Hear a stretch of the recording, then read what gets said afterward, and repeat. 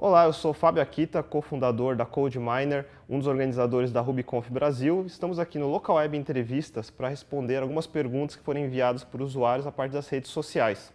A primeira pergunta foi do Ricardo Borghetti.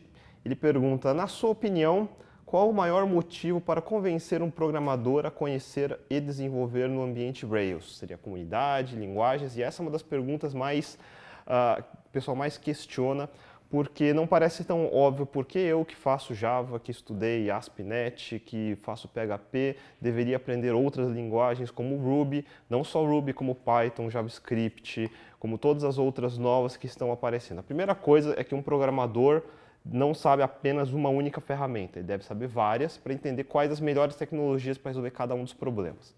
A segunda parte é que o mundo Ruby em si ele foi criado no mundo de startups, então não é um mundo corporativo onde eu desenvolvo sistemas internos, sistemas que ninguém vê. Ele foi criado para criar grandes startups, Twitter, Groupon, SoundCloud, Yellow Pages e assim por diante. E essa comunidade de startups tem exigências de web de alta escalabilidade, usabilidade, performance, SEO e assim por diante para criar bons produtos e atrair mais pessoas.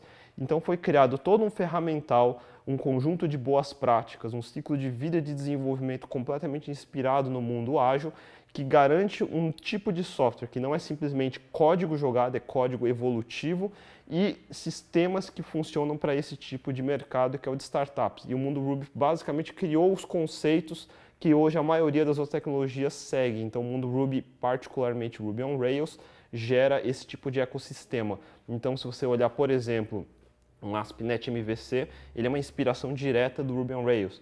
E mais do que isso, todo o ecossistema de ferramentas e tecnologias do mundo SaaS, mundo cloud e assim por diante, ele é voltado para isso. Então, vale a pena pelo menos entender o que acontece no mundo Ruby on Rails para se inspirar e entender mais sobre novas tecnologias. Acho que essa é a primeira questão.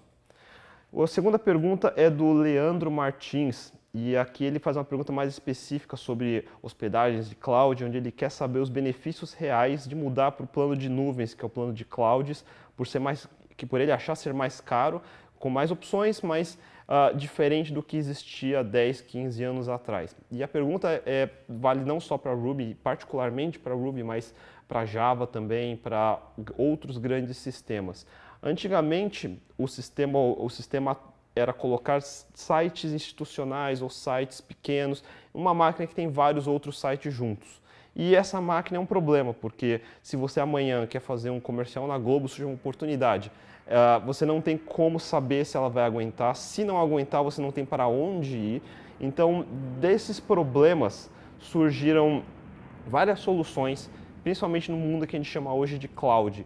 No mundo cloud, eu não estou restrito a uma única máquina. Eu vou estar dentro de uma máquina virtual, dentro de uma infraestrutura virtual, onde rapidamente eu consigo replicar máquinas e criar clones dela, o quanto eu quiser, na demanda que eu precisar, em tempo real, por demanda, em vez de eu ter que ligar, por exemplo, para um suporte, para 48 horas depois eu ter uma máquina, se eu estou vendo que agora alguém conseguiu fazer uma campanha na rede social, por exemplo, que deu um pico, e eu preciso de mais máquina agora para suportar isso, é o agora que você vai ter. Então, no mundo de cloud, você tem essa flexibilidade de desenvolver, esperando que tenha uma infraestrutura elástica para você evoluir, em vez de você ficar preso dentro de uma única máquina. Isso, no mundo Ruby on Rails em particular, que cresceu no mundo de startups, todas as tecnologias que a gente usa hoje para automatizar servidores, para monitorar, para desenvolver aplicativos que são feitos para esse tipo de ambiente, já foram pré-criadas e é o que a gente usa hoje. Todos os outros mundos já estão indo nessa direção também.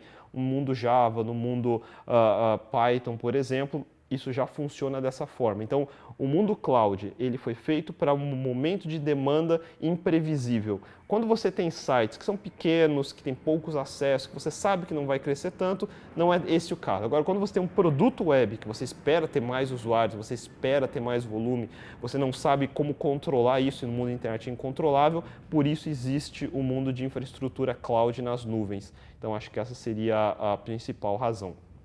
E, finalmente, a terceira pergunta do Jefferson Alves, qual o momento certo de migrar da versão 3 do Rails para a versão 4? E essa é uma pergunta que vale, de novo, não só para Rails. A pergunta seria qual o melhor momento para se migrar de uma versão antiga para uma versão nova de qualquer coisa. E isso depende de qual é o seu perfil, qual é o seu trabalho, o que você faz. Exemplo disso. Se você é um programador que desenvolve sempre o que a gente chama de cutting edge, que é você estar sempre na frente de todo mundo, onde você aceita um ambiente onde algumas coisas não vão funcionar, onde algumas coisas não vão ser compatíveis e, na verdade, a sua paixão de desenvolvimento é encontrar esse tipo de coisa e colaborar de volta no mundo open source, por exemplo, o momento já passou, é agora mesmo, você já pode fazer isso, porque você pode colaborar com criadores de bibliotecas, de frameworks, de serviços para evoluir essa plataforma. Por outro lado, se você está num produto que é estável, que tem usuários que dependem dela, que inclusive pagam por você pela estabilidade, e você está na versão antiga, você vai querer migrar com um pouco mais de cuidado. Então, como você faz isso? Não existe um momento. No fundo, toda a aplicação, e isso é um dos motivos que eu falei na primeira pergunta de por que a gente usa Ruby on Rails. O ciclo de vida de desenvolvimento de uma aplicação Rails é feita para garantir certas práticas. Por exemplo, cobertura de teste em todo o meu código. Isso é uma prática que é considerada trivial dentro do mundo Rails, não tanto em outros mundos.